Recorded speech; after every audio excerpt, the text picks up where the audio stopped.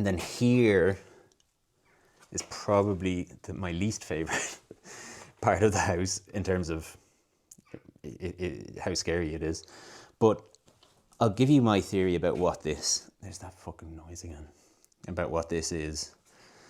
So to me, this part of the house feels quite a lot older than the other parts. These two chimney pieces or fireplaces, whatever you would call them, seem to belong to a much older building. And the floor in here is the only floor in the house that has these quite large format flagstones. These aren't seen anywhere else in the house, which is quite unusual to see flagstones of this size. And almost impossible to find flagstones of this size today. It would be very, very difficult. So to me, this, and also the walls, I know the whole building is made of stone, but the stone walls in here just seem a lot bigger, more crudely formed, and more monumental, like as though this was used as sort of a strong house or something. It's that fucking noise.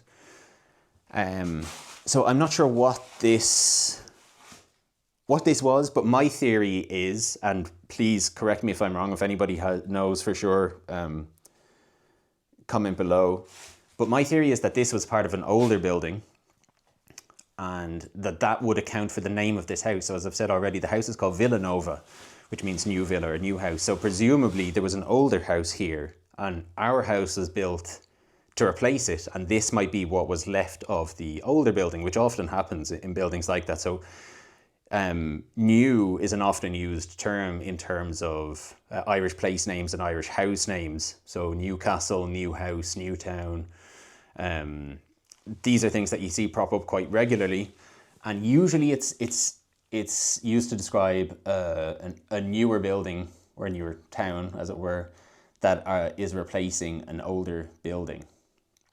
So that's my theory. If anybody knows for sure, please comment below or correct me on my shoddy Irish history.